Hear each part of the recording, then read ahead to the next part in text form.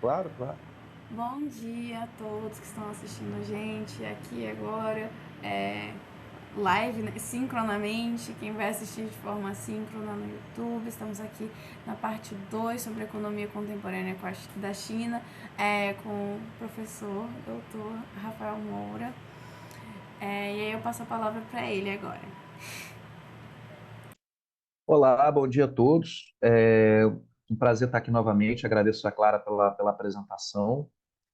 Agradeço aos demais que estão aqui nessa manhã de sábado, enfim, na semana pré-natalina aqui podendo prestigiar. E eu espero que vocês curtam essa apresentação, essa exposição. Eu estava comentando com a Clara que, enquanto que a minha apresentação anterior ela foi mais centrada em discutir alguns dados, né, sobre a ascensão chinesa e discutir também alguns pontos da literatura que eu acho um pouco problematizáveis ou discutíveis, por assim dizer. Nessa exposição aqui, eu vou fazer algo um pouco distinto. Eu vou fazer uma reconstituição histórica da China, desde a Revolução de 49 até o governo Hu Jintao, ali no final até o final dos anos 2000, ali no, eu não vou cobrir o governo Hu Jintao inteiro. Eu acredito que vocês compreendam os motivos de eu proceder dessa maneira, é porque realmente eu vou tentar aqui fazer a façanha de cobrir quase mais de meio século de história da China. Então, 50 e poucos anos já são um grande desafio, né? Falar de toda a complexidade desse país, de sua história política, sua história econômica, mas eu darei o meu melhor. Na aula anterior eu já fiz uma apresentação sobre mim, então não vou me delongar aqui, mas enfim, eu sou Rafael Moura, fiz minha pós-graduação focado no leste asiático, me debruçando sobre os casos de China, Coreia, Taiwan e Japão, e boa parte da reconstituição histórica que eu faço aqui, com exceção da Era Mao, que eu inseri, se encontram no meu livro, qualquer coisa, se alguém quiser depois ter uma leitura de história econômica, eu acho que lá talvez vocês se encontrem coisas interessantes, talvez. Dito isso, o roteiro dessa apresentação ele é ele é mais ou menos esse. Eu apenas vou fazer um pedido de desculpas antecipado, que por uma questão de tempo, né, eu fiz pelo menos dois ensaios dessa apresentação em casa, aqui sozinho, para ver a questão do tempo, e em ambos eu passei um pouco do tempo limite. Então, embora esteja aqui no roteiro da apresentação o sistema político da China, eu acabei suprimindo esses slides daqui da exposição, porque exatamente para poder tentar compactar tudo no tempo. Eu acabei dando predileção para ficar centrado na história econômica, né? Eu peço desculpas, mas quando eu for enviar os slides, eu vou enviar eles completos com as partes sobre o sistema político chinês, que eu acho muito interessante. E eu acho que isso é importante para a contextualização, mas dessa vez, pelo menos nessa exposição, eu não vou conseguir cobrir isso tudo, porque afinal, como eu disse, eu já estou falando de um período, de um recorte temporal muito longe. Dito isso, essa apresentação ela começa com a chegada do Partido Comunista ao poder, né, em 1949, após o êxito da Revolução Socialista na China, e que deu origem à chamada Era Mao, né? E por que eu falo Era Mao, assim como eu vou me referir mais adiante à Era Deng, né? Porque existe como eu comentei há 2 semanas atrás, existe um equívoco muito recorrente, muito comum, mesmo em grandes autores, sinólogos, de, às vezes, imputar ao Mao o alto comando da China durante todo esse período até a morte dele, né, em 1976. E isso é um grande, isso não é verdade. O Mao ele foi presidente da China até 59. Depois ele saiu em função da crise ocasionada pelo grande salto adiante. Ele continua sendo uma grande figura, o grande timoneiro, uma grande figura reverenciada na China pelo legado dele para a revolução, para a expulsão dos japoneses, para a expulsão do Kuomintang.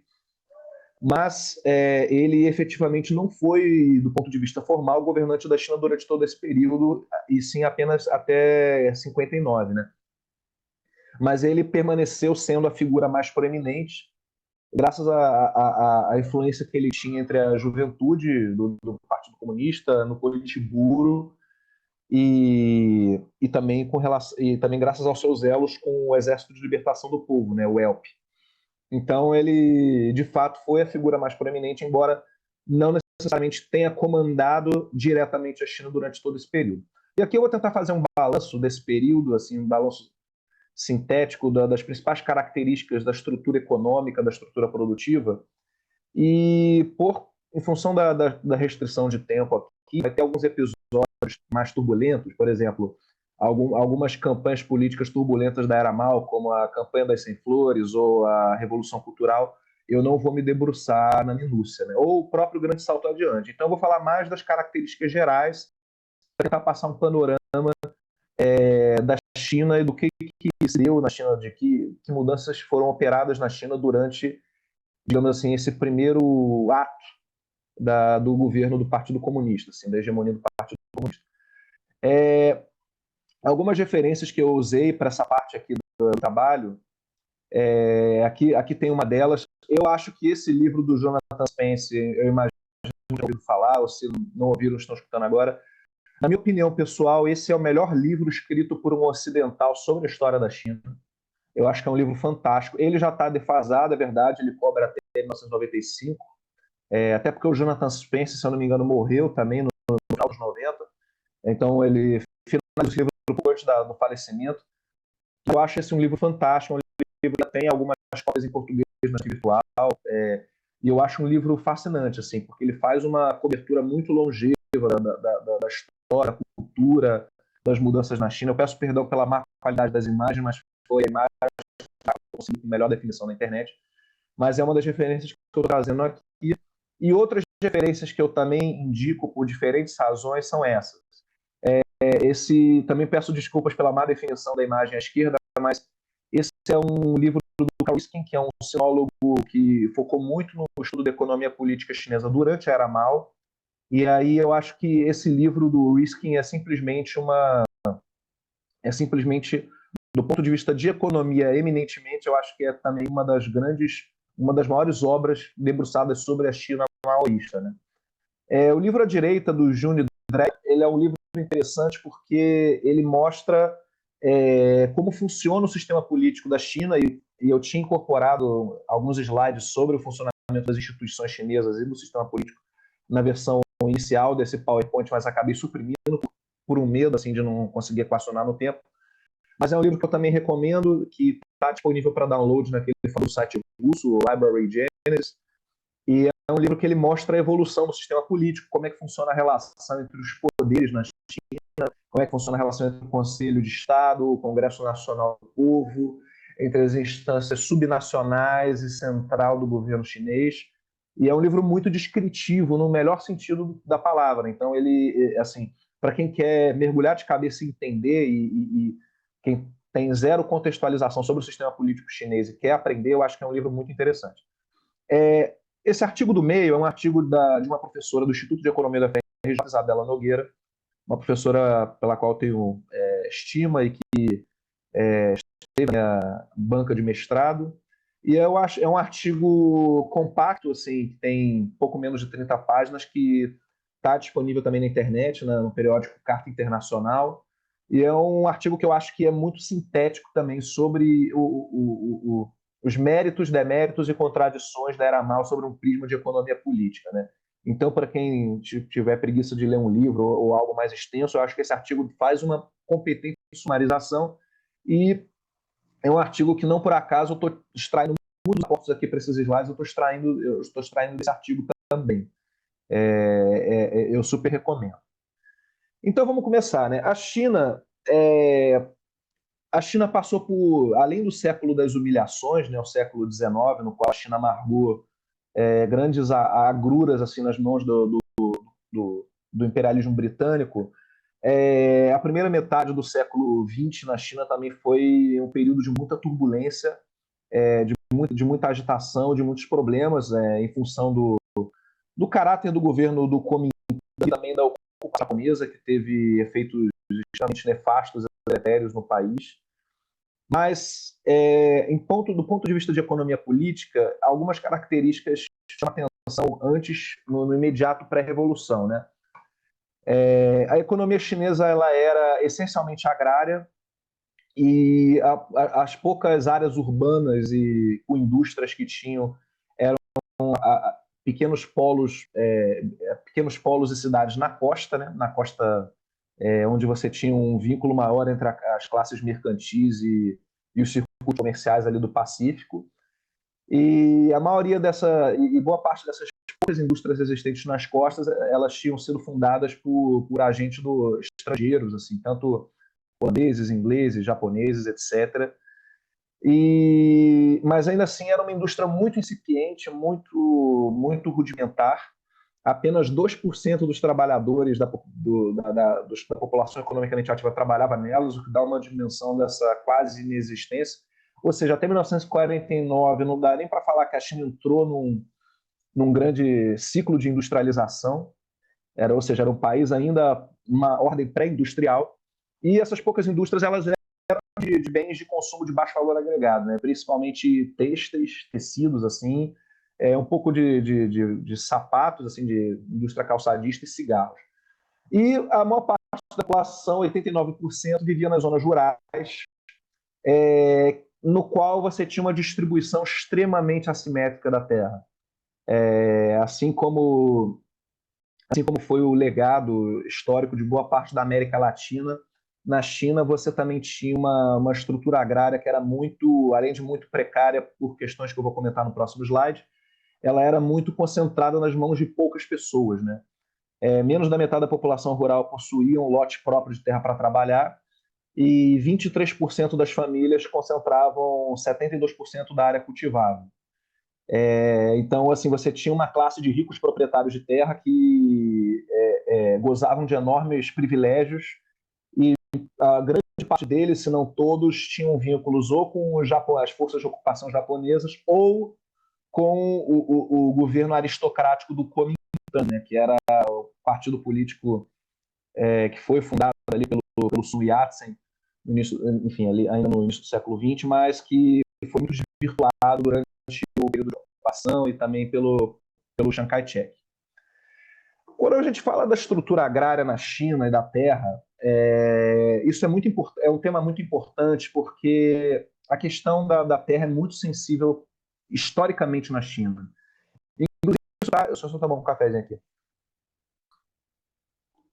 Inclusive, isso é abordado de forma brilhante no livro do Jonathan Spence, que eu já mostrei no slide anterior, porque se vocês olharem esses mapas que eu trouxe aqui, olhem para o mapa da direita, né? A China,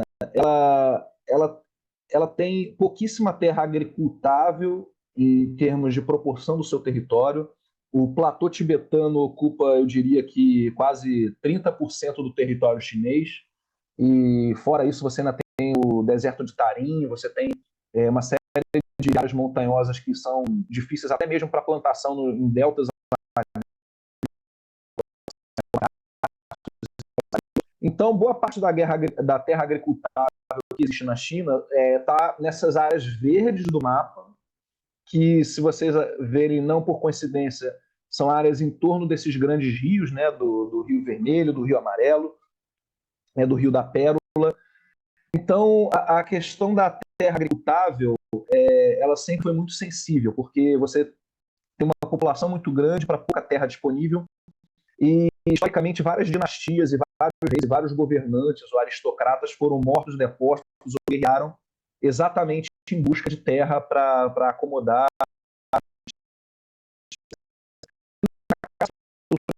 a estrutura da aglomeração urbana, né?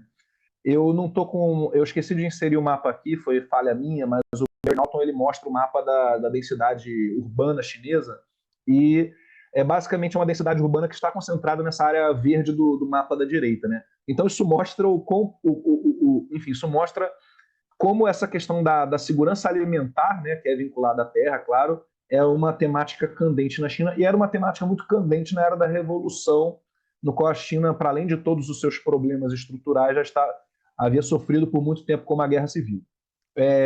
Aqui são duas imagens que são do Cartier-Bresson, que também eu retirei do livro do Jonathan Spence. A imagem da esquerda é um conjunto de chineses na fila para poder sacar dinheiro para poder ter alimentação básica nos centros urbanos. A China, em função da guerra civil, né, primeiro entre os japoneses contra o Kuomintang e o Partido Comunista, e depois entre o Partido Comunista e o Kuomintang, tinha entrado num período muito disruptivo, no qual as instituições e a economia tinham sido completamente desorganizadas, desestruturadas, e por causa disso o país estava testemunhando um cenário caótico de hiperinflação, mesmo nas áreas urbanas, que eram áreas até um pouco mais com menor incidência de fome e de extrema miséria do que no interior rural. E a foto da direita é já quando a revolução está se consumando, a revolução socialista, quando o Exército de Libertação do Povo entra em Nanjing, um dos últimos bastiões que ainda estava sob domínio. Aqui são mais duas imagens que eu acho que são sintéticas também do início da Era Mao. A primeira imagem à esquerda é quando você tem um representante do Partido Comunista explicando o passo a passo da reforma agrária para os camponeses da vila ou da municipalidade. A reforma agrária foi a primeira, não por acaso a reforma agrária foi a primeira grande medida, assim, uma das primeiras grandes medidas do Partido Comunista quando chegou ao poder, do Mao. E com essa reforma agrária, como eu vou comentar logo mais, teve uma grande desapropriação de terras e uma grande, talvez a maior reforma agrária da história que se tem conhecimento. Talvez, em termos de contingente populacional afetado, seguramente foi maior até do que a da Revolução Russa, né? E a foto da direita é uma foto interessante que mostra um camponês, um julgamento público de um senhor de terra ou de um latifundiário, para quem preferir esse termo, por parte dos camponeses chineses com a redistribuição de terras, né? Mostrando exatamente esse novo caráter de classe que o Partido Comunista trazia, né, de beneficiar os camponeses com isso, e também atentar para esse importante fato que foi a supressão dos latifundiários enquanto classe política. Esse é um elemento muito interessante, que é até uma característica da Ásia, distintiva da Ásia vis-à-vis a América Latina, né? A Ásia, a maior parte dos países da Ásia, seja o Japão, seja a Coreia do Sul, seja a China e até mesmo Taiwan, fizeram reformas agrárias e, com isso, eliminaram os latifundiários enquanto uma classe política de influência, o que teve contornos específicos para o próprio desenho do Estado, para a própria correlação de forças políticas que sucederia. Então, uma vez consolidada a revolução e com o Kuomintang fugindo junto com o Chiang Kai-shek, né, liderado pelo Chiang Kai-shek, fugindo para Taiwan, os comunistas puderam, enfim, fazer uma reorganização política institucional para poder tentar recolocar a China no eixo mínimo de estabilidade econômica, né? O novo governo ele tomou controle do sistema bancário para poder controlar a inflação, estabeleceram uma nova moeda, e graças a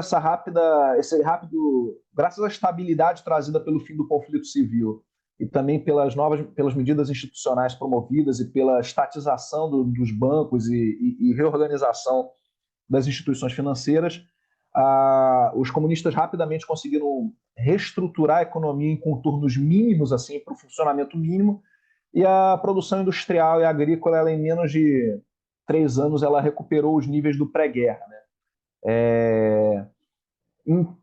Uma vez isso feito, eles, enfim, prosseguiram com esse programa que eu comentei de reforma agrária, que durou 3 anos e beneficiou 300 milhões de camponeses, ou seja, mais do que um Brasil inteiro hoje. E como eu comentei, né, ele consolidou uma nova estrutura de terras onde você tinha agora uma ênfase e uma maior assistência à produção familiar em pequena escala, uma vez que uma série de despossuídos agora tinha direito pelo menos a um lote de terra para consumo e para produção. É interessante dizer que com essa redistribuição de terra, né, agrária, você teve um aumento expressivo na área irrigada, mas não necessariamente porque você teve uma expansão na fronteira agrícola ou na fronteira rural, mas sim porque você tinha muitas terras ociosas nas mãos dos latifundiários. Então, a partir do momento que você desapropriou esse latifundiário improdutivo, ou não totalmente produtivo, por assim dizer, e os deu para camponeses que estavam desesperados para poder terem algo para produzir para sua própria subsistência. Você teve uma organização mais funcional, por assim dizer, mas até eficiente da terra, né? Evidentemente que essa reforma agrária ela não resolveu todos os problemas da China e, enfim, ainda assim ela conseguiu acomodar uma parte expressiva da população no campo, ainda que parte das famílias rurais, uma parte não trivial das famílias rurais, permanecessem com lotes muito minúsculos de terra. Isso aí também é uma questão que se relaciona com a pouca disponibilidade de terras disponíveis, ou seja, mesmo com o esforço de você realocar 300 milhões de camponeses, ainda assim não conseguiu, o Partido Comunista não conseguiu prover grandes lotes de terra para cada um, né? Com o intuito de fazer uma divisão equânime, muitos camponeses acabaram tendo pequenos lotes que davam apenas para o mínimo de subsistência calórica. Segundo a interpretação do Karl Rifkin, e essa é uma interpretação corroborada pelo Jonathan Spence e também por inúmeros discursos do próprio Mao Tse-tung, dois grandes princípios ideológicos, né, norteavam o Mao e o Partido Comunista nessa era, né, nessa primeira fase da economia chinesa. Era a autossuficiência e o igualitarismo. Por que autossuficiência? É importante dizer que quando a Revolução Chinesa acontece, a Revolução Chinesa ela teve consequências muito importantes para a própria clivagem da Guerra Fria e para a própria postura da política externa estadunidense. Porque uma vez que a Revolução, enfim, se consolidou, os Estados Unidos, enfim, se deram conta da expansão, não da expansão, mas assim, do aumento da influência do socialismo na Ásia, né? Você estava tendo a Revolução Chinesa em 49, a Guerra da Coreia, que eclodiu em 1950, você teve a revoluções socialistas no Laos, no Vietnã, etc. Então, a partir daí, os Estados Unidos eles intensificaram a sua presença no leste asiático através do auxílio financeiro, logístico e militar a Japão, Coreia do Sul e Taiwan. E eles nunca reconheceram a China como a China continental comunista, como China de fato, né? Os Estados Unidos originalmente reconheceu Taiwan como China, como a verdadeira China, por assim dizer, e essa postura norte-americana só mudou em 1971. E junto com esse não reconhecimento da China continental como China, por causa da Revolução Socialista, os Estados Unidos e vários outros países ocidentais, principalmente da Europa, estabeleceram um embargo comercial violento contra os chineses. Então, isso quer dizer que a China, ela, ao contrário do Japão, por exemplo, e da Coreia do Sul, ela tinha um mercado externo e oportunidades de comércio exterior muito mais restritas. Então, basicamente, a China ela foi jogada com isso, ela foi, de certa forma, jogada no colo da União Soviética, ela basicamente só podia vislumbrar relações comerciais assim, com a União Soviética, que lhe dava suporte financeiro, logístico e militar, e também com países da Conferência de Bandung, outros países do dito terceiro mundo. Por causa desse embargo e dessa iminência de um conflito, assim, desse período bem intenso da Guerra Fria, uma das intenções do Mao era que a China se reorganizasse em termos do ponto de vista produtivo e econômico, de modo a não necessitar de coisas de fora. Ou seja, tentar encontrar uma alocação de recursos, um aproveitamento dos recursos internos dentro dos territórios chineses, dentro das localidades chinesas, que permitissem não vou dizer um funcionamento autárquico, mas permitissem um funcionamento básico da economia e das instituições. Então, esse princípio da autossuficiência fez com que o governo do Partido Comunista estruturasse as cidades e as unidades econômicas dentro das cidades, dentro das províncias, de forma a terem uma autossuficiência tanto na produção agrícola quanto na produção industrial. E o outro objetivo da Revolução, que evidentemente se coadunava com a ideologia socialista, era o do igualitarismo, ou seja, diminuir num país com um contingente populacional tão grande, diminuir as assimetrias de renda, as assimetrias de riqueza e as assimetrias de status social, né? De fim de você tornar todos equivalentes. Como eu estava comentando, a geopolítica e a ameaça de guerra foram constantes durante a era Mao, né?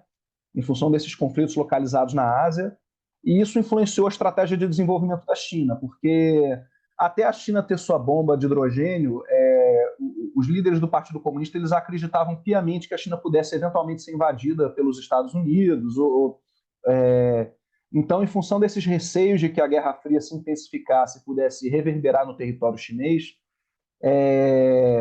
outra das ênfases que o Mao deu no bojo desse princípio de autossuficiência foi o foco na indústria pesada, né, na indústria siderúrgica, para produzir maquinários, armas, tanques de guerra, enfim, toda uma estrutura logística que permitisse um setor de defesa e um setor metalúrgico, siderúrgico capaz de defender o país de potenciais ameaças ou coisas assim. Então, essa foi a geopolítica e o fechamento, o isolamento da China relativo, por assim dizer, foram elementos muito condicionantes para a estratégia de desenvolvimento durante a Era Mao. O modelo que a China adotou economicamente, no bojo desse esforço enfim, indústria pesada, descentralizada e um funcionamento econômico autárquico, evidentemente, foi inspirado na União Soviética, até porque a União Soviética era o único modelo, digamos assim, de uma sociedade ou de uma organização econômica não capitalista que havia naquele momento. Então, a China, por assim dizer, ela copiou muitas das instituições de planificação, inclusive a questão dos planos quinquenais, etc. Ela se inspirou muito no modelo soviético para poder estabelecer suas próprias instituições e suas próprias políticas econômicas, né? Só que, assim como a União Soviética, esse modelo, ele também, a despeito de promover a industrialização, uma industrialização pesada que, enfim, para quem não é tão familiarizado, a industrialização pesada ela é uma das menos intensivas em incorporação de trabalhadores em mão de obra, ela é muito mais intensiva em capital e recursos do que propriamente em alocação de trabalhadores, acabou fazendo com que, a despeito da industrialização, a China nesse momento não tivesse a formação de uma grande classe proletária urbana e que não houvesse um grande avanço da urbanização em torno dessas unidades produtivas, né? Isso tinha a ver também com o sistema Hukou. O que é o sistema Hukou, né? O sistema Hukou, para quem não sabe, é um sistema de registro domiciliar, onde em linhas básicas, aqui para fazer uma simplificação rasa, você basicamente fica circunscrito ao seu local de nascença do ponto de vista do usufruto de bens e serviços. Ou seja, se você nasce em determinadas localidades, você tem direito ao acesso a todos os bens e serviços públicos daquela localidade. Mas, porém, todavia, contudo, se você eventualmente migra para as cidades, na costa, por exemplo, em busca de melhores oportunidades, você até pode fazê-lo, porém você não vai ter acesso, você vai ter uma série de dificuldades e empecilhos para poder conseguir se registrar lá no domicílio, para conseguir ter uma moradia, ter acesso a bens e serviços nessa outra localidade. Então, o sistema Hukou, ele foi uma forma do Partido Comunista de tentar também evitar que houvesse um êxodo massivo rural-urbano na China a ponto de desestruturar o país, a economia e sua sociedade, né? Porque na realidade latino-americana, por exemplo, durante boa parte do século XX, vamos pensar aqui no Brasil, por exemplo, durante o nosso ciclo de industrialização, ali dos anos 30 até os anos 80, nós tivemos um êxodo massivo de população do Nordeste aqui para o Sudeste, e em função desse êxodo muito acima do que as cidades conseguiam comportar, isso acabou gerando uma série de consequências deletérias, como macrocefalia urbana, uma expansão desordenada das cidades, e até mesmo uma formação de um exército industrial de reserva que puxou salários para baixo. Então, na China, que é um país que tinha uma população muito mais colossal, havia um receio real do Partido Comunista de que houvesse um êxodo rural-urbano para as cidades, que pudesse eventualmente atrapalhar o planejamento econômico, o planejamento enfim, o próprio planejamento nacional, e assim o sistema Hukou acabou entrando como algo facilitador desse processo. E aqui é apenas uma descrição, né? Você não tinha, nesse período na China, você não tinha exatamente uma economia monetária, como nós temos hoje, assim, uma economia monetária moderna, e a aquisição de produtos era feita em lojas ou em mercados do Estado, do poder público, por meio de cupons específicos segundo o município do trabalhador, né? exatamente para limitar a migração dos camponeses.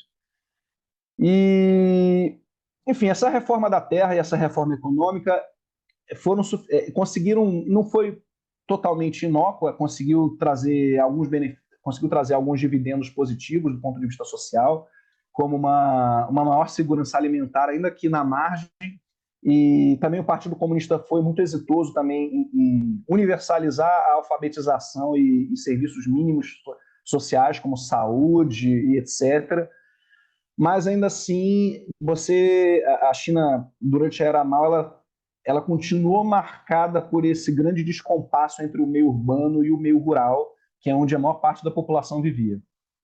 E esse é um gráfico que eu coloquei aqui, que eu tirei do Anuário Estatístico Chinês, que mostra exatamente isso. Assim, durante a Era Mao, se a gente pegar ali de 1949 até 1976, ou até o início das reformas institucionais em 78, a China teve um crescimento demográfico sem urbanização, o que é um fato que também se manifestou na União Soviética, o que mostra que é uma característica do modelo, né, do modelo econômico, mas é um fato até curioso quando a gente compara com outros países em desenvolvimento, porque em outros países em desenvolvimento, quando eles entraram em sua industrialização tardia, essa industrialização engendrou uma maior urbanização, um aumento da densidade da malha urbana.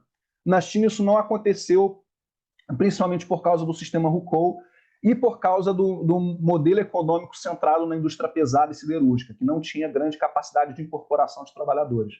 Então, assim, no início das reformas chinesas, 82% da população, assim, quando você tem a Revolução Comunista, 89% da população vivia no campo, e quando você tem o início das reformas institucionais, 78, esse número caiu para apenas 82%.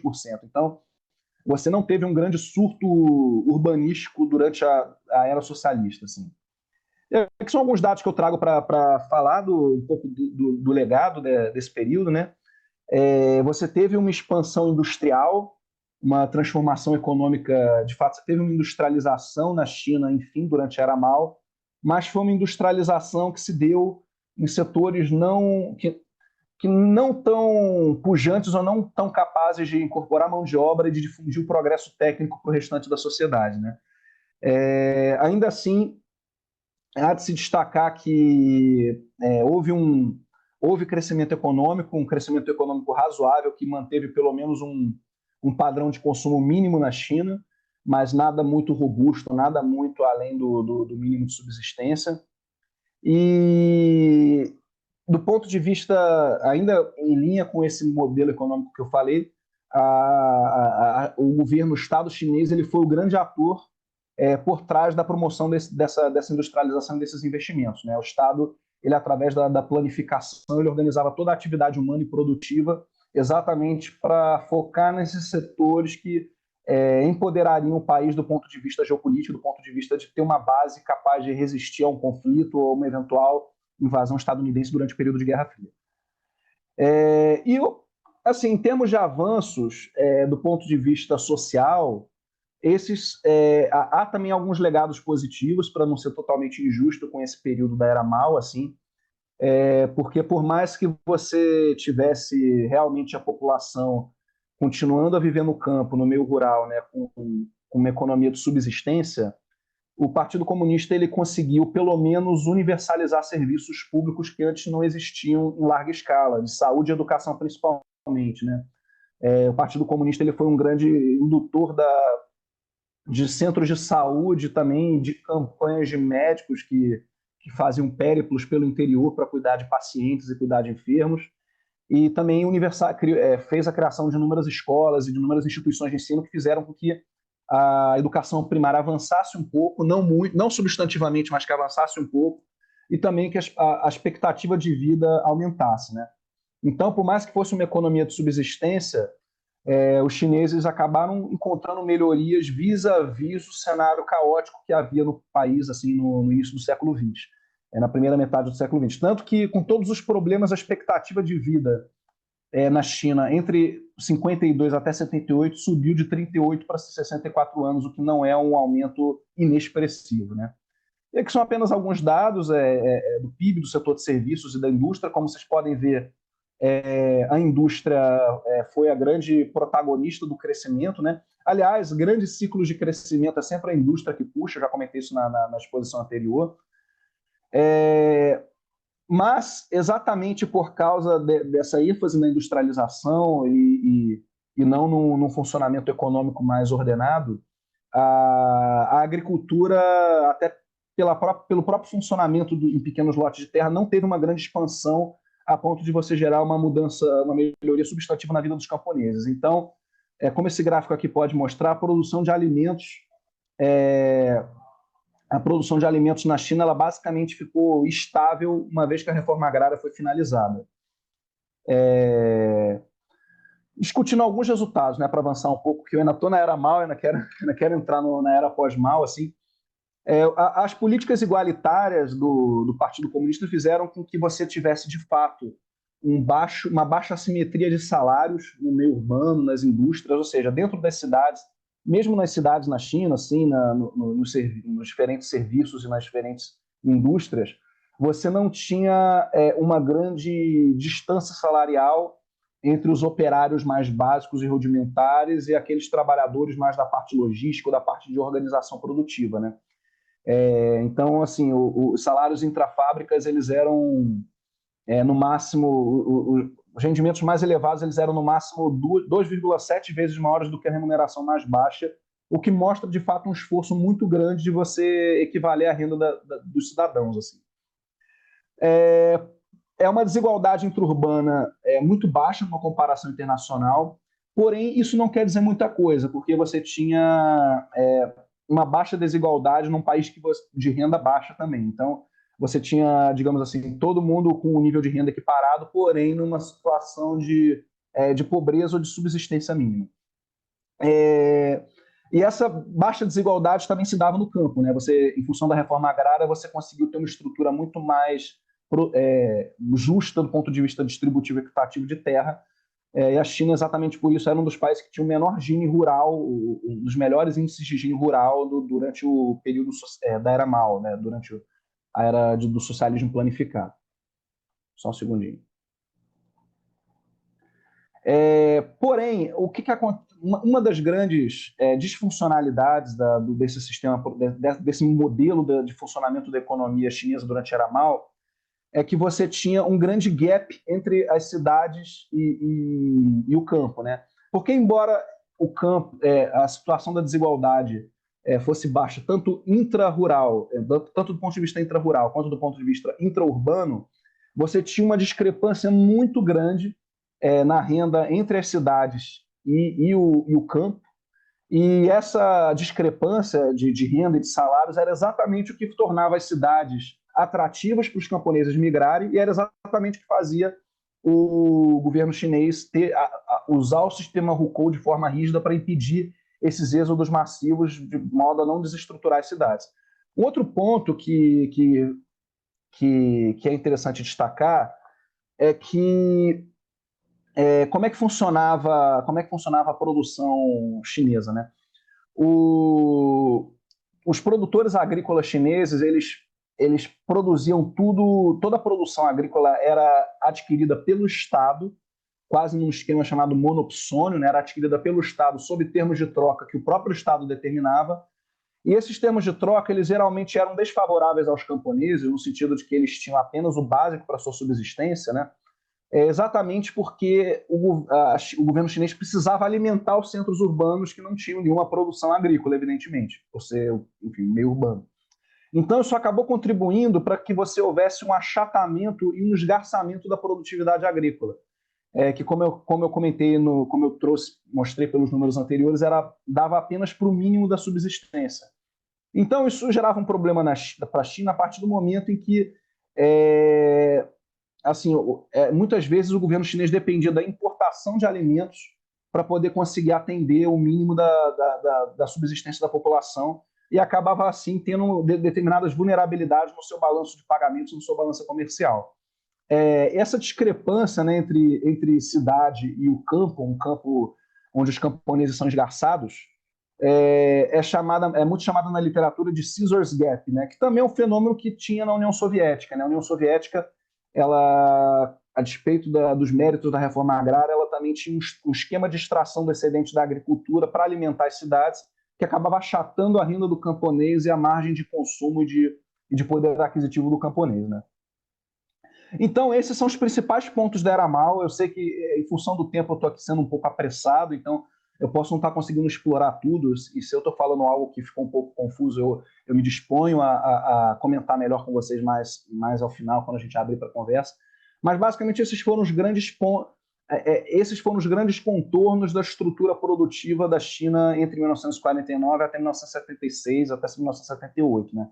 Era um modelo econômico que emulava o modelo soviético, óbvio, com suas particularidades, mas que emulava o modelo soviético e que tinha uma industrialização muito voltada para o risco geopolítico de guerra, para o risco de uma eventual invasão, e era uma industrialização desfuncional, que era muito voltada para o setor siderúrgico, com pouquíssima incorporação de mão de obra de trabalhadores, e que não gerou urbanização, ou seja, que manteve a população basicamente no meio rural. E, além disso, adicionalmente, essa população no meio rural ela era impedida de migrar para as cidades na costa, exatamente para não haver um êxodo que fosse disruptivo para o planejamento por parte do Estado. Agora eu vou só tomar um gole do meu cafezinho aqui, eu vou passar, enfim, para a era pós-Mao, que começa em 1976, quando ele falece, mas que é mais convencionada a partir de 1978, quando você, enfim, tem, por parte do Partido Comunista, uma indicação de reformas institucionais adequando as instituições do socialismo planificado a uma economia de mercado. Então, pelos próximos slides, eu vou falar sobre as mudanças econômicas, políticas e institucionais na China ao longo da era Deng, né? E, novamente, eu uso era Deng ao invés de governo Deng, porque o Deng Xiaoping não foi presidente, tampouco primeiro-ministro da China. Ele tinha mais uma função de grande articulador político. E, em seguida, eu vou falar sobre o governo Jiang Zemin e o governo Hu Jintao, antes de finalizar essa exposição. Deixa eu só tomar um cafezinho aqui para molhar a garganta.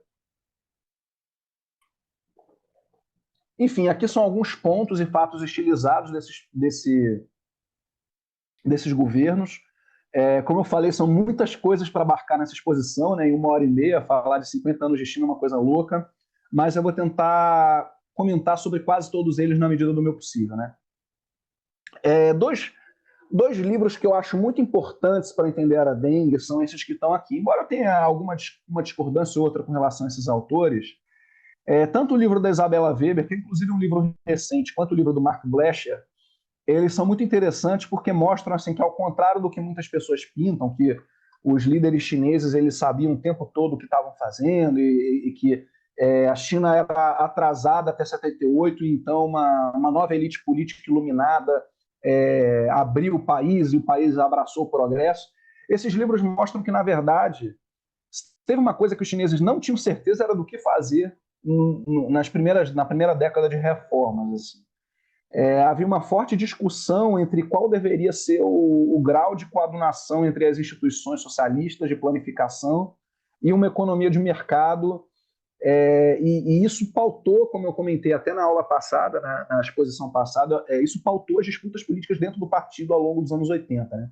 E eu acho que esses dois livros são muito interessantes para captar isso. São dois livros que eles também estão, pelo menos o da Isabella Weber está no Libgen de graça para baixar, para quem quiser, mas são leituras que eu acho imprescindíveis para quem quiser entender assim, os meandros da política.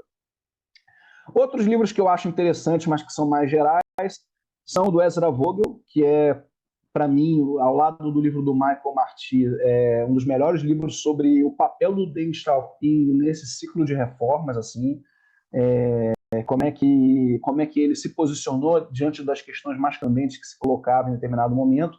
E o livro do Barry Norton, que é um grande economista sinólogo, que é um livro que eu acho completo do ponto de vista de quem quer entender pela primeira vez a economia chinesa pós-reformas. Então, acho que é um livro também fascinante.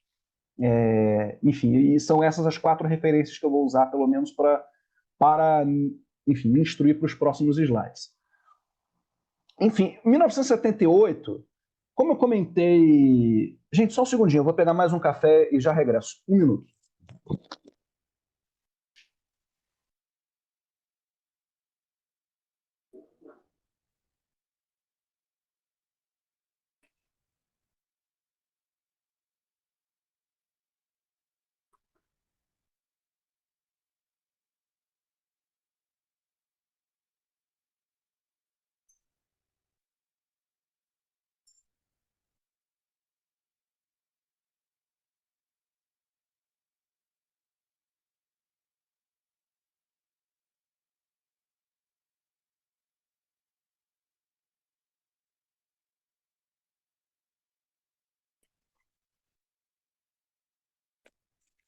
Voltei, gente, me desculpem.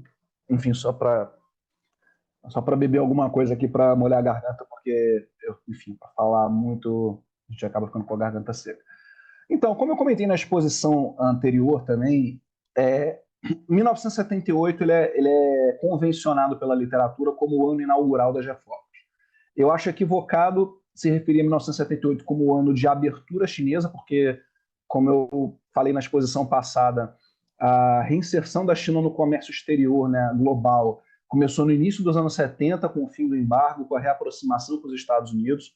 Mas, de toda forma, é correto dizer que 1978 foi, de fato, o início das reformas chinesas, porque a partir da terceira reunião plenária do 11º Congresso do Partido Comunista, que os líderes do partido eles anunciaram a intenção de adotar um novo formato econômico para o país que pudesse coadunar o sistema político anterior e as instituições de planificação, né, do curso produtivo, com a existência de uma economia de mercado, onde fosse permitido a população e aos cidadãos comercializarem bens e serviços conforme custos e conforme custos e tendências de oferta e demanda, né?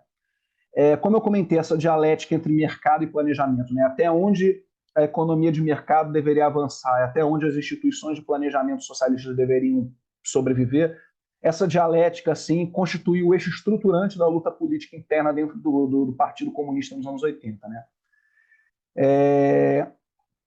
Como eu comentei nas exposições passadas, como eu comentei nos slides passados, o legado da era Mao ou da era do socialismo planificado sem economia de mercado, era de uma indústria pesada, intensiva em capitais, mas com severas disfuncionalidades, porque era uma indústria voltada para uma economia de guerra que não fazia mais sentido, estava cada vez mais anacrônico, e a estrutura social trazia uma costa urbanizada, enquanto que o interior seguia atrasado e com 82% da população vivendo no meio rural, né? Então, contemplar, enfim, diante do novo cenário que se apresentava, com um ambiente geopolítico menos hostil e com a possibilidade do governo extrair dividendos da adoção de uma economia de mercado, os líderes, as elites do Partido Comunista perceberam que era, enfim, um momento de contemplar essa população rural e de, enfim, tentar convertê-la numa população urbana na medida do possível, né? E essas reformas institucionais, quando elas foram anunciadas com um grande slogan das 4 modernizações, né? Que remete a algo que o Zhou Enlai já falava nos anos 70. Zhou Enlai foi outro dos líderes chineses ao longo dos anos 70, até, eu acho que ele morre em 76 também, mas eu não tenho certeza, que era basicamente focar na agricultura, indústria, defesa, ciência e tecnologia. Então, as reformas institucionais chinesas, elas meio que contemplariam um avanço do país nessas 4 searas, começando pela agricultura. Então, é até interessante dizer, né? Porque, ao contrário do que muitas pessoas pensam, as reformas chinesas não começam necessariamente com a abertura comercial, mas sim com medidas institucionais visando o contrato social no campo, no meio rural. E eu vou comentar sobre essas mudanças, né? Um segundinho, deixa eu mudar. Aqui, esse cartaz aí da esquerda é um dos cartazes da época, né?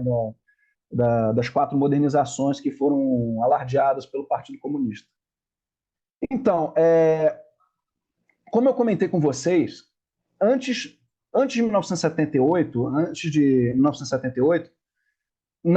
durante parte considerável do meio rural chinês, toda a produção dos camponeses ela era comprada ou adquirida pelo Estado sob termos de troca arbitrados pelo próprio Estado, que eram desfavoráveis aos camponeses propositalmente para poder alimentar os moradores dos centros urbanos da costa.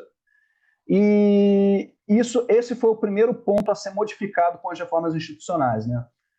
O governo chinês ele instaurou os chamados contratos de responsabilidade entre camponeses e Estado, que era o seguinte: se antes o camponês tinha que vender tudo para o Estado sob preços arbitrados pelo próprio Estado, agora o camponês só tinha que vender ou ceder 40% da sua produção ao Estado, ainda sob preços arbitrados pelo governo, mas com relação aos 60% restantes, ele poderia reter para si e comercializar nos mercados locais ao preço que ele achasse justo. Então, o que isso significa? Significava que, pela primeira vez, o camponês podia ser um agente mercantil, um agente mercador, podia ser um agente de mercado. Ou seja, ele poderia comercializar o seu excedente e obter lucro, e obter acumulação de capital. Então, isso é muito importante. E o fato de parte da produção agrícola permanecer sendo comprada pelo Estado a preços arbitrados pelo governo gerou, por algum tempo, o que vários analistas chamam de dual track system, que, se eu não me engano, foi uma terminologia inventada pelo Barry Norton, que é exatamente a coexistência de dois mecanismos distintos de coordenação econômica. Enquanto diversos produtos continuavam com preços fixados pela planificação, como energia, insumos, alimentos, os demais eram flexibilizados conforme as oscilações de mercado. Então, você tinha, aos poucos, uma margem para a população, mesmo para a população rural camponesa, comercializar o seu excedente, lucrar, acumular capital e, eventualmente, aplicar esse capital em outras atividades que não necessariamente a produção agrícola, se assim eles desejassem. Então, você teve um redesenho da estrutura de incentivos para o camponês chinês, né?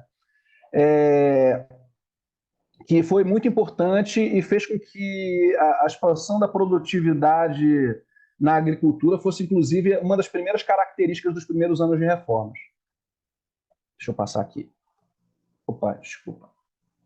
Então, o que acontece? Uma vez que os camponeses eles passaram a poder vender os seus produtos nos mercados e passaram a poder acumular capital, você tinha uma acumulação, digamos assim, uma acumulação incipiente de capital que permitia, pela primeira vez, que esses camponeses, se assim o desejassem, saíssem da agricultura e se engajassem em outras atividades urbanas, engajassem em atividades industriais ou de serviços. Então, por um lado, você teve essa acumulação de capital que permitia eles investirem em novos ramos produtivos, e, por outro lado, você teve essa acumulação de capital dotando esses camponeses de poder de consumo. Então, olha só, você passou a ter um cenário favorável. Olha que interessante a lógica da reforma, né? Desses contratos de responsabilidade. Você tinha um incentivo ao investimento e ao crescimento econômico, tanto pela via da oferta quanto pela via da demanda. Porque pela via da oferta você permitia uma acumulação de capital que podia converter parte desses camponeses em investidores ou em proprietários de ativos produtivos, e, por outro lado, você tinha uma acumulação de capital que os dotava de poder de consumo para adquirirem bens e serviços. Então, você tinha uma demanda crescente e uma oferta crescente. E autores diversos chamam isso, inclusive, de empreendedorismo camponês, que foi a primeira grande transformação trazida pelas reformas chinesas, né? Esses atores passavam a se engajar em atividades industriais, e a expansão de renda ampliou a demanda por bens de consumo duráveis como geladeiras, máquinas de lavar, micro-ondas, televisoras, que justamente eram alvo de atividades muitas das TVEs emergentes. O que são TVEs, né? Assim como o Japão tem as suas aibatsus e os seus keiretsus, e a Coreia do Sul tem as suas shaiballs, a grande particularidade chinesa em termos de organização empresarial são essas TVEs, né? As chamadas Township and Village Enterprises, ou empresas de cantão e povoado. Formalmente, essas empresas de cantão e povoado, elas são de propriedade do Estado ou de capital misto, mas elas são administradas privadamente por camponeses. Hoje não, né? Mas naquela época elas passaram a ser administradas por camponeses exatamente que desejavam aplicar os seus recursos e o seu capital acumulado em outras atividades produtivas. Então, o governo chinês, assim, o Partido Comunista, ele permitia que esses camponeses que desejavam se engajar em atividades empreendedoras, esses ex-camponeses, pudessem utilizar instalações do governo, ou pudessem utilizar instalações físicas ou então capital de giro fornecido pelo governo em conjunto para poder estabelecerem empresas e firmas industriais. Então, a partir daí, as TVEs foram, digamos assim, a ponta de lança desse ciclo industrializante e urbanizador que a China passou no início das reformas. Todas essas medidas iniciais voltadas para o camponês tornaram o consumo interno um dos principais motores do crescimento da economia chinesa até 1984, né? E, enfim, agora você tinha industrialização com urbanização. A partir de 1978, então, que a China começa a ter um ciclo longo de urbanização, porque agora A indústria não era mais uma indústria meramente siderúrgica ou pesada, voltada para as necessidades de uma economia militar, mas sim eram indústrias voltadas à necessidade da população, de atendimento de consumo e da demanda dos cidadãos chineses. E você tinha com isso um incentivo maior à incorporação de mão de obra e o aumento da malha urbana. Então, a partir daí, a China começa a mudar a sua estrutura societal, enfim. Gente, se eu estiver falando algo muito complicado, muito chato, assim, vocês podem interromper e trocar ideia. Aqui são dois livros de dois autores muito diferentes, assim, do ponto de vista da perspectiva. Eu peço desculpas novamente quando eu vi o meu slide aqui em tamanho menor, o livro da Jin Oi não estava com uma resolução tão baixa, mas que eu acho que são livros que abordam bem essa questão do campo do empreendedorismo japonês e da transformação executada no campo na China, né? Esse livro da Jin Oi é um clássico. Ela, se não me engano, é professora de Berkeley, na Califórnia. Acho que ela já é aposentada já. Mas é um livro muito bom, né? A China Rural Decola, as fundações institucionais da reforma econômica, que mostra exatamente o impacto e a transformação trazida por esses contratos de responsabilidade e essa margem que foi aberta para os camponeses acumularem capital e se engajarem na economia de uma nova forma, tanto como consumidores, como o mercado consumidor crescente, quanto como eventuais produtores desejosos de investir. O livro do Elias Jabbour, que, enfim, eu não concordo com todas as perspectivas dele, mas é um livro que também esgota isso, e é um livro bem interessante nesse sentido, né, de mostrar como o desenvolvimento chinês ele teve um pouco dessa via campesina, né, e ele, inclusive, traça uns paralelos muito interessantes com outros casos de desenvolvimento que eu acho que vale a pena olhar. Para além desses livros, aqui tem 3 indicações de artigos que eu acho que também abordam isso, os principais marcos institucionais dos primeiros anos de reforma, né? Para quem quiser entender um pouco mais sobre as TVEs e o papel que elas tiveram no desenvolvimento chinês, esse artigo do Gilmar Maziero, de 2006, é muito útil. Esse artigo do Elias Jabbour e do Alexis Dantas, ambos vão ser meus colegas de departamento, né? Ambos são do Departamento de Economia da UERJ. Também é um artigo muito interessante que mostra essas reformas institucionais. Para quem não tiver saco de comprar o livro, de baixar um livro, enfim, é um artigo curto que, embora esteja em inglês, é muito sintético e muito conciso nesse sentido. E esse artigo também do Elias e do Luiz Fernando de Paula, com uma abordagem heterodoxa de economia, ou seja, uma abordagem não liberal sobre as mudanças institucionais na China. Também são indicações para quem quiser ler artigos mais concisos que eu super recomendo. Então, como eu estava comentando, as TVEs são empresas de propriedade dos governos, das TAOs, né? São uma das divisões populacionais chinesas e que foram muito importantes na década de 80, né? Até hoje elas não são totalmente triviais. Hoje elas têm, nos anos 2000, elas ainda incorporavam mais de 15% da força de trabalho, mas nos anos 80 elas eram muito importantes. Elas eram responsáveis por quase 50% ou 60% do trabalho industrial no interior, né? E embora elas inicialmente fossem desprovidas de tecnologias, elas foram se inserindo inicialmente em atividades intensivas em trabalho, né? Principalmente o setor têxtil, que é um setor que incorpora muita mão de obra, o que contribuiu para a mudança estrutural de chineses que antes eram camponeses, agora se tornando trabalhadores industriais urbanos. E com o tempo, muitas dessas TVEs fizeram o chamado catching up, que é um termo que eu já expliquei na exposição anterior, que é o adensamento tecnológico. Conforme elas cresciam, adquiriam um maior mercado consumidor, melhoravam suas técnicas produtivas e tinham uma série de facilitadores e ajudas do governo para poder internalizar tecnologias do Ocidente, né? Algumas dessas TVEs tiveram muito sucesso. E aqui eu elenco algumas delas, né? A Haier, que, para quem não sabe, hoje tem a maior fatia de mercado de eletrodomésticos. A Galans, que é a empresa líder mundial de venda de micro-ondas. E a Legend, que tem 20% do mercado de placas para computadores. Todas essas 3 empresas começaram como TVEs lá no início dos anos 80, todas fundadas por ex-camponeses. Olha que loucura, né? Ao mesmo tempo que nós tivemos uma série de transformações e descontinuidades com as reformas econômicas, né, na era Deng, também aconteceram algumas continuidades ou mudanças mais sutis, assim. A China manteve o seu sistema político, isso é muito importante de frisar. As instituições do sistema político chinês de hoje são os mesmos da era Mao, isso não foi alterado, e ela manteve as mesmas instituições de planificação, bem como a centralidade e a importância dos planos quinquenais para direcionar o curso produtivo, né? Direcionar onde que os governos, que as elites políticas chinesas querem que a economia se desenvolva, quais setores que eles consideram mais estratégicos, mais nevrálgicos. Em 1982, foi enaltecida a quarta Constituição chinesa, que está em vigor até hoje, e que teve uma importância porque ela circunscreveu melhor as atribuições do partido e do Estado, né? Então, digamos assim, ela fez uma separação formal mais nítida entre o que é competência do Estado e o que é competência do Partido Comunista. Porque durante a Era Mao, principalmente durante os anos de Revolução Cultural, entre 66 e 76, essas atribuições não eram claras. Então, ela foi muito importante por formalizar a separação de poderes e separar as atribuições dos diferentes órgãos de Estado e meio que torná-lo... Não que o Partido Comunista tivesse perdido relevância, ele continuou sendo o órgão de discussão política, até mais do que as instituições formais de Estado. Porém, as suas atribuições foram mais circunscritas vis-à-vis as instituições propriamente formais de governo, né?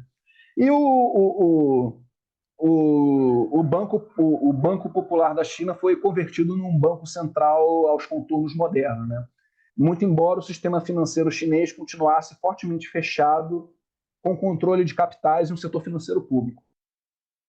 Esse último ponto é importante porque hoje em dia, na globalização financeira, a maior parte dos países desregulamentou seus sistemas financeiros e abriu suas contas de capitais. O que isso quer dizer? Que investidores externos ou internos, eles podem tirar e colocar dinheiro aqui ao seu bem-querer, no mercado de capitais, na bolsa de valores, etc. Na China, não. A China manteve o seu sistema financeiro fechado e fez um forte controle de capitais, ou seja, todas as divisas que entravam e saíam tinham que ser aprovadas e autorizadas pelo Partido Comunista. E por que a China fez isso? A China fez isso por duas razões.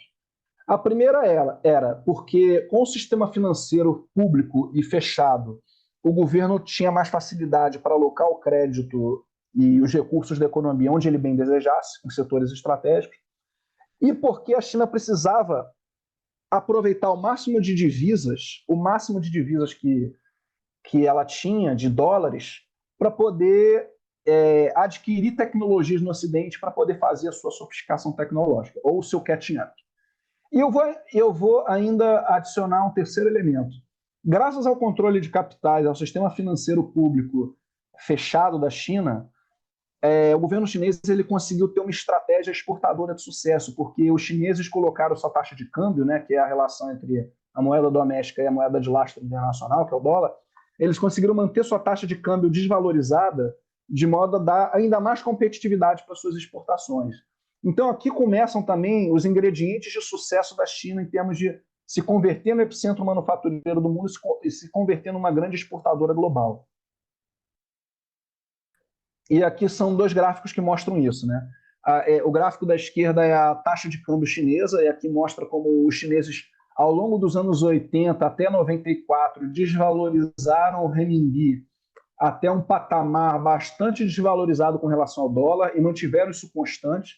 Essa paridade aqui só é possível graças ao controle de capitais, e essa desvalorização aqui não foi um mero acaso. Essa desvalorização da moeda chinesa foi parte da estratégia das elites do Partido Comunista para tornar as exportações chinesas ainda mais baratas e competitivas nos mercados globais. E essa estratégia compensou, como vocês podem ver no gráfico à direita, né? A China, para um país com a escala continental e a escala econômica que ela tem, ela conseguiu lograr quase 35% das suas exportações, quase 35% das exportações com relação ao PIB.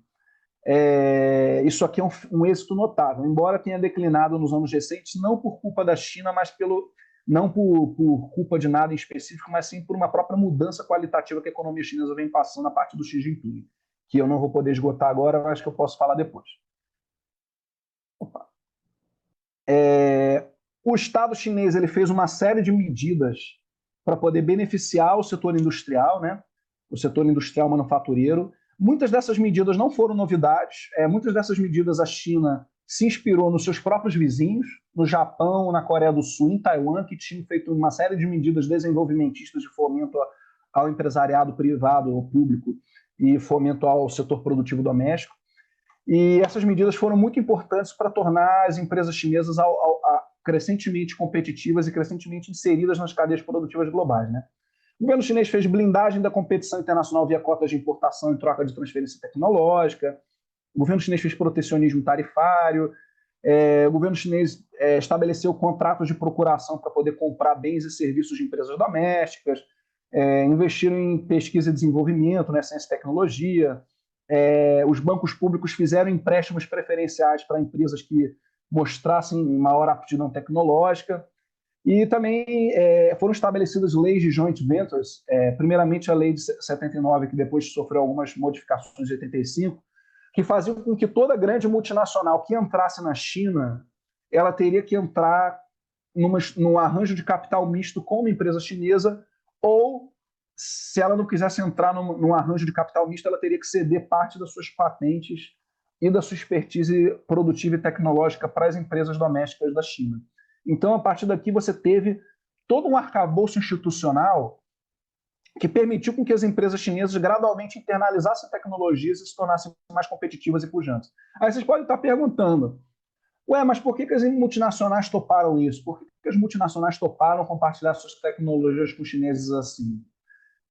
Eu acredito que boa parte dessas multinacionais, desses grandes empresários, jamais vislumbrou que a China ia se tornar a potência que se tornou. Então, assim, eles investirem na China naquele momento era para eles algo muito atrativo, porque a China oferecia uma série de vantagens, tanto cambiais quanto salariais, por causa dos baixos custos de trabalho. Então, a margem de lucro dos caras era tão grande e promissora que eles, desculpa o termo, eles cagaram simplesmente para esses mecanismos de transferência tecnológica. E, ao mesmo tempo, durante a era Deng, também foram criadas as primeiras zonas econômicas especiais, que eram zonas de livre processamento e de montagem industrial, que eram exatamente para vincular a costa chinesa aos circuitos de mercado do leste asiático, né? As ZEs de Shantou, Shenzhen, Zhuhai, Xiamen e Hainan, que estão aqui localizadas aqui no mapa. Mas, como eu falei, nem tudo foram flores. A despeito dessas mudanças econômicas, dessas reformas econômicas importantes ao longo dos anos 80, o Partido Comunista ele começou gradualmente a ter uma bifurcação interna entre uma ala mais marxista ortodoxa, né, que tinha como seu principal representante o Shen Yun, mas também tinha outras figuras importantes como Li Peng, que era vice-primeiro-ministro, depois se tornou primeiro-ministro, né? O exército e os anciões do Partido Comunista também eram muito reticentes com relação à adoção de uma economia de mercado, por duas razões. Primeiro, eles achavam que a economia de mercado ia gerar entre aspas, uma corrupção moral da sociedade chinesa que ia passar a ser contaminada pelo consumismo ocidental e pelo vazio materialista ocidental. Essas palavras não são minhas, são palavras desses líderes chineses que vocês podem encontrar no livro do Blecher, que eu mostrei aqui. E, de outro lado, você tinha uma ala liberal ou reformista que tinha nas suas principais figuras o Zhao Ziyang, que foi primeiro-ministro da China até 87, e o Hu Yaobang, que foi secretário-geral do PCCH. Então, a ala marxista ortodoxa ela era mais reticente e medrosa com relação às reformas econômicas. Até porque ela temia, é bom frisar isso, nos anos 80, todo o bloco socialista do leste europeu estava desmoronando. E em alguns desses casos você tinha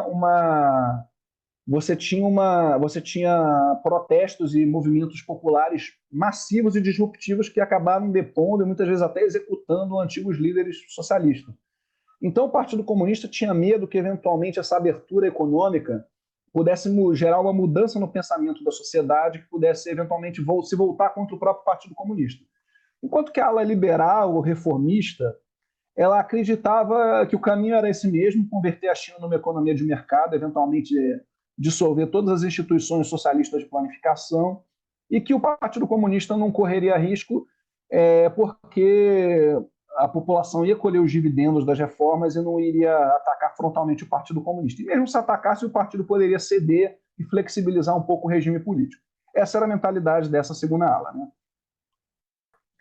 E aqui são as figuras, assim, para vocês situarem quem é quem um pouco. Na foto ali na foto no canto inferior direito, a gente tem o Shen Yun, que é da ala marxista, o Deng Xiaoping ali de branco, o Hu Yaobang, o Li Xianyan e o Zhao Ziyang. Essa é uma foto do final dos anos 70, que eu tirei do livro do Jonathan Spence, e mostra que essas figuras políticas inicialmente não se davam mal. Eles tinham assim, essas divergências entre essas duas alas, foi algo que foi fomentado com o passar dos anos. E aqui eu comento um pouco esse passar dos anos, né? Por exemplo, em 1983, quando você já tinha pelo menos 5 anos de reformas institucionais, né? O Zhao Ziyang, que era o primeiro-ministro, ele defendia que o papel do mercado tinha que ser cada vez maior na determinação de preços, créditos e taxas, enquanto que os conservadores, ou a ala marxista mais ortodoxa, contestava, dizendo que isso ia trazer, como eu disse, né, uma poluição espiritual advinda do Ocidente. Né? Em 84, essa ala liberal usa um órgão oficial da imprensa do Estado, né, que é o People's Daily, né, para fazerem questionamentos abertos ao marxismo e dizendo que era preciso que o regime político chinês, enfim, se flexibilizasse. E, claro, isso gerou uma série de descontentamentos com relação à ala marxista. E esses problemas foram muito intensificados no final dos anos 80 por uma série de problemáticas que a economia chinesa se defrontou, principalmente a inflação, né? Porque muitas vezes esse ritmo de adequação na economia de mercado acabou gerando alguns gargalos produtivos que muitas vezes geravam impactos assim, inesperados de custos, de inflação, etc. E com esses problemas, essas contradições econômicas, a ala marxista aproveitava isso para também desgastar o capital político da ala liberal, da ala mais reformista. E, inclusive, durante esses problemas econômicos, a ala marxista fazia campanhas públicas contra a chamada liberalização burguesa, falando, olha, viu, eles prometeram que a economia de mercado ia trazer só benefício e a gente agora está vendo uma série de problemas com inflação, não sei o quê. E, ao mesmo tempo, esse debate dentro do Partido Comunista acabou se reverberando para o público, para a sociedade, né? E principalmente as universidades se tornaram grandes polos críticos de contestação ao governo.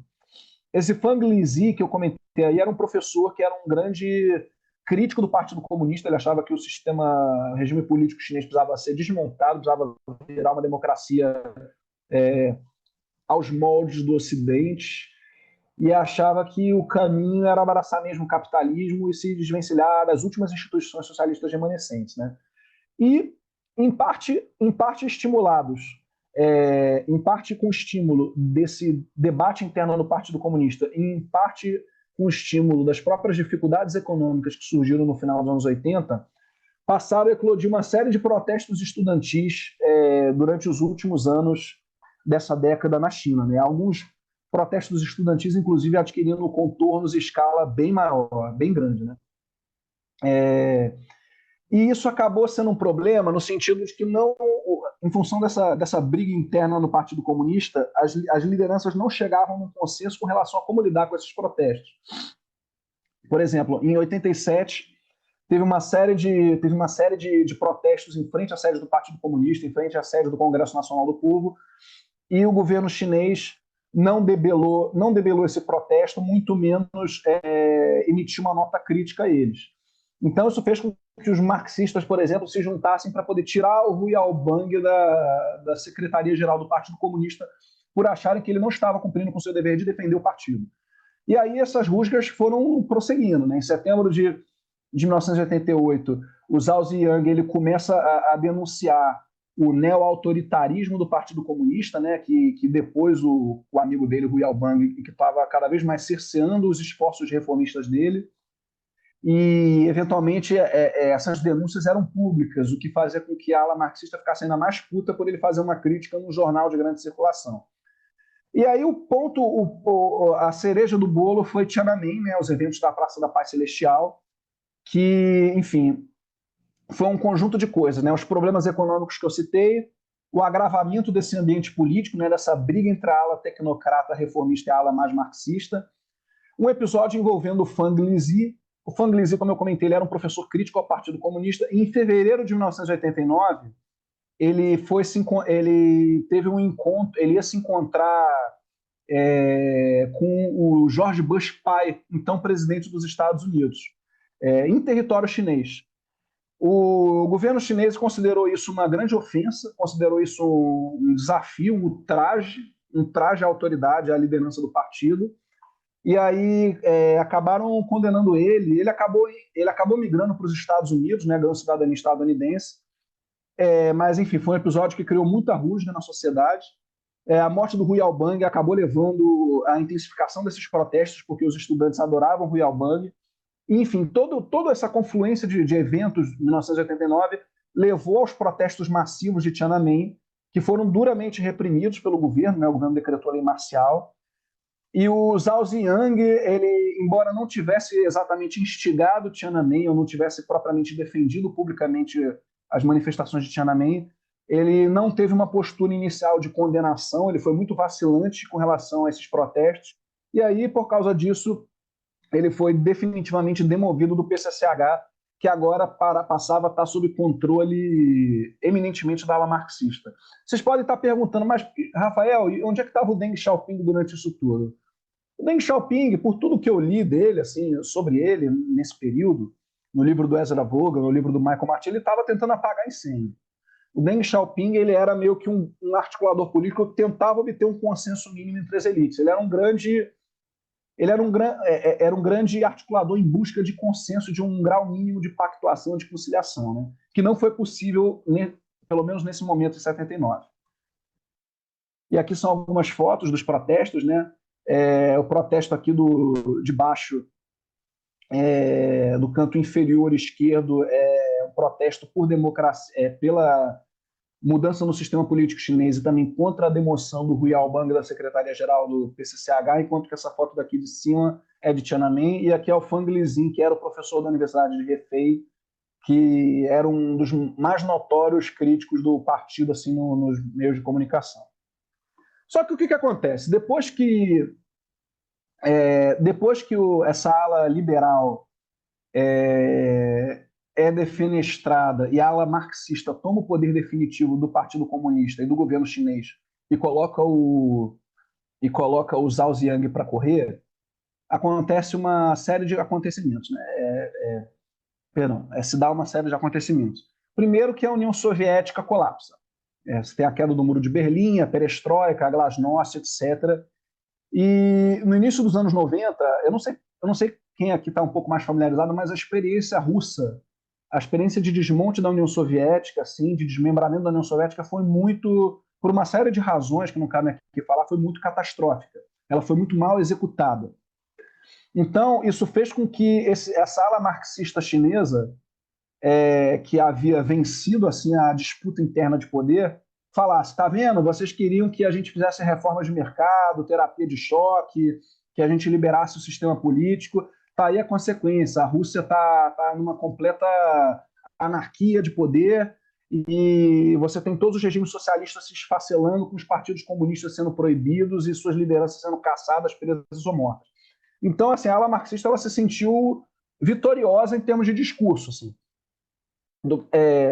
Só que o Deng Xiaoping, ele, ao mesmo tempo em que ele não discordava dessa linha de pensamento, ele pensava: poxa, mas será que não dá para a gente encontrar um contorno mínimo de conciliação? Porque, embora os principais líderes da ala liberal reformista tivessem saído do poder, você não tinha alguns líderes políticos do Partido Comunista, principalmente na costa, né, que foi a região mais beneficiada pelas reformas, graças à sua interlocução com as cadeias produtivas globais. Você tinha uma série de líderes chineses que desejava a continuidade de pelo menos alguns aspectos da reforma, né, de adequação na economia de mercado. Então, o Deng Xiaoping ele vai fazer o que ele sabe fazer de melhor: política. E aí, ao longo do ano de 1992, ele faz um grande périplo pela China, tanto pela costa quanto pelo interior, mas principalmente pela costa, né, onde ele visita as ZEEs e vai falar com os líderes políticos empresariais chineses que estavam sendo mais bem-sucedidos na costa. E aí ele consegue arquitetar uma grande concertação junto com a ala reformista que havia sobrevivido e a ala marxista, para chegar ao chamado grande compromisso, né, que é como ficou conhecido o discurso dele proclamado em outubro de 1992, né, que ele fala o seguinte: olha, gente, vamos aqui estabelecer um meio termo. Nós vamos manter o sistema político sob domínio, a gente vai manter a hegemonia e o domínio político do Partido Comunista. Isso vai ser obtido graças a um Estado forte, centralizado e planejador, mas nós vamos continuar com as reformas econômicas porque nós temos muitos frutos a colher de uma economia de mercado. Então, a gente vai fazer uma conciliação entre uma economia de mercado vinculada no comércio global e na economia interestatal capitalista, e nós vamos manter as instituições de planificação e o Partido Comunista e o Estado chinês que vão ditar o curso dessas transformações a partir dos seus planos quinquenais. Então, a partir daí, ele consegue dar salvaguardas para a ala marxista, ou para a ala mais ortodoxa, de que não vai haver nenhum esforço de disrupção política nas instituições do país, e qualquer tentativa de mudança dessas instituições seria duramente reprimida. E, em troca disso, essa ala marxista reformista chancelaria a continuidade das reformas. E assim foi feito. E esse foi um dos últimos atos. Assim, o Deng Xiaoping morre em 1997, que é um ano também simbólico, porque é o ano que Hong Kong volta para a China, depois de muitos anos sob domínio britânico. Mas é um último esforço que o Deng faz de conseguir um consenso entre as elites chinesas. E esse consenso existe de forma relativamente intocada até os dias de hoje, né? Aqui são os dados que acho que nem são tão relevantes para eu explicar, eu vou passar por causa da questão do tempo. Mas, enfim, o que eu comentei até aqui é que a era Deng ela foi a primeira fase das reformas, né? Ela não foi um período onde as lideranças chinesas sabiam exatamente o que queriam. Como eu falei, teve muitas rusgas e muitas brigas internas em termos de quais medidas serem promovidas, de qual o grau da liberalização. E a partir do grande compromisso, há uma transição de liderança chinesa e assume um novo presidente, que é o Jiang Zemin, que, aliás, faleceu há 2 semanas atrás, que ele meio que é o primeiro presidente pós-grande compromisso, ou seja, ele é o primeiro presidente que traz esse consenso interno e essa concertação interna dentro do Partido Comunista, né? E aí ele faz uma série de medidas, ao mesmo tempo, de um lado, para acelerar as reformas econômicas e, de outro lado, para poder recentralizar as capacidades institucionais do Estado chinês, para que o Estado pudesse direcionar o curso da economia para onde bem lhe coubesse. Eu vou avançar com pressa agora para poder dar tempo da gente conversar. Eu sei que falta pouco para abrir para a conversa, mas eu já estou realmente nos últimos slides, então eu vou correr um pouco com relação a esses últimos 2 governos. Enfim, o Jiang Zemin ele faz uma série de mudanças importantes. Ele, no ponto de vista político, ele simboliza uma nova geração de quadros do Partido Comunista que, enfim, estavam imbuídos desse consenso, né, de um consenso pelas reformas, mas sob a liderança do Estado, sob a liderança do partido. E ele traz uma coalizão mais industrialista, ou seja, uma coalizão de burocratas e de planejadores que é focada exatamente nessa internalização de tecnologias pelas empresas chinesas do Ocidente, de empresas do Ocidente, e também para dar continuidade a essa estratégia de inserção exportadora da China para que ela ganhasse cada vez mais os mercados globais.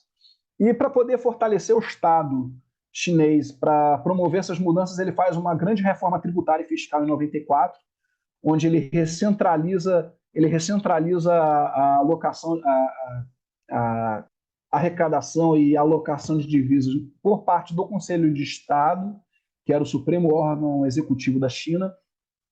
Cria 3 colossais policy banks, que são bancos com estruturas muito superiores ao nosso BNDES. Então, assim, ele cria policy banks exatamente para fomentar, para aproveitar essa recentralização fiscal e alocar crédito, alocar recursos na indústria, no setor produtivo.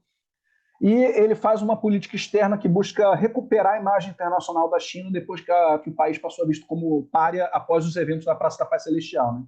Isso tanto dá certo que ele consegue um acordo com o governo britânico para poder reaver Hong Kong, né? O que foi uma vitória diplomática colossal. Aqui são os 3 bancos que ele criou, né? Cada um com diferentes funções e prerrogativas formais, mas são 3 bancos de fomento muito importantes para a China, todos eles com capitalização superior ao nosso BNDES, que já tem uma capitalização muito importante. Então, e aqui a gente vê como, se vocês olharem ali especificamente para o ano de 94, é um período que justamente um período em que você tem um aumento do fornecimento de crédito doméstico ao setor privado, um crédito doméstico que era fornecido, como eu falei, pelo sistema financeiro majoritariamente público da China. Então, isso mostra como o Estado chinês ele tem um braço financeiro muito forte apoiando suas empresas domésticas, né?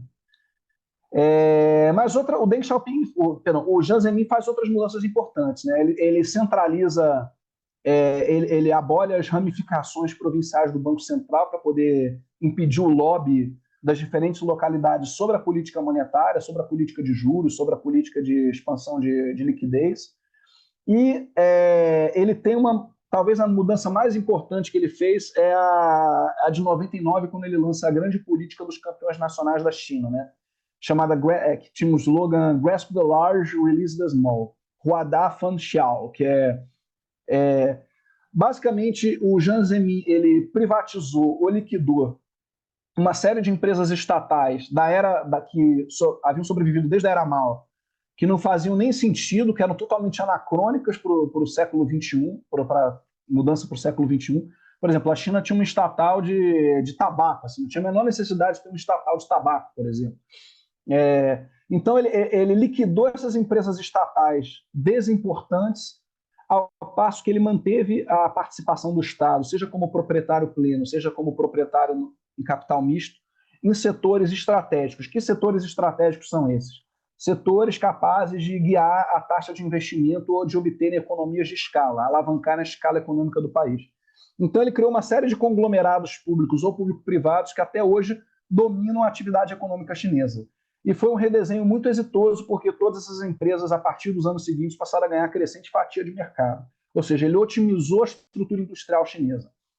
E aí, com isso, com todos os seus esforços, né, o Jiang Zemin ele consegue uma série de êxitos para a China.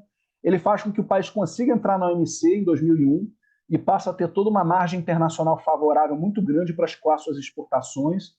E para poder gerenciar esses conglomerados que ele criou com a política industrial, ele cria a famosa SASAC, né? A Comissão de Administração e Supervisão de Ativos Estatais, que era meio que o braço, era meio que o comitê executor do governo dentro desses conglomerados para passar as diretrizes que o presidente queria para a atuação dessas empresas, né?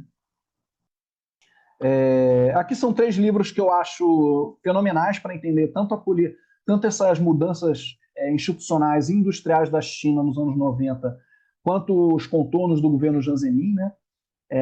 O livro do Peter Nolan aborda muito bem a política industrial dele, mas aqui esse artigo também do Helman do Xi é muito bacana para mostrar a nova coalizão que ele traz de burocratas e como isso influencia na confecção da política industrial. E também esse livro do Alberto Gabrielli, que é um economista italiano, que traz exatamente como foi essa dinâmica de transferência tecnológica do Ocidente para as empresas chinesas. São 3 leituras que eu recomendo muito. Essas 2 tem no Libgen e o artigo tem para baixar em inglês. E só para acabar aqui, o governo Hu Jintao, não vou cobrir ele todo, vou cobrir apenas o primeiro mandato dele. O governo Hu Jintao ele não traz grandes modificações, ele basicamente dá continuidade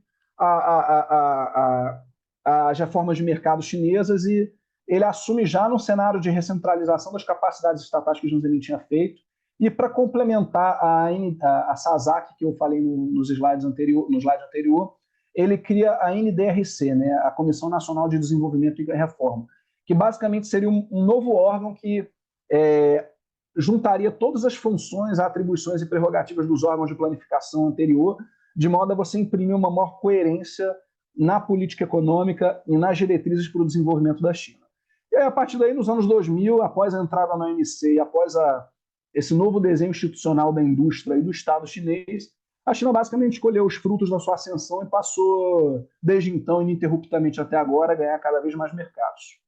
E, enfim, aqui são algumas outras medidas, mas em função do tempo eu vou encerrar por aqui, até para poder dar tempo da gente fazer uma conversa. Eu peço 1000 perdões pela exposição apressada, só que... Só um segundinho, como é que eu abro isso?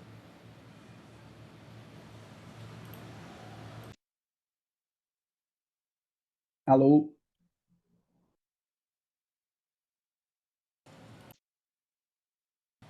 Oi, Rafael.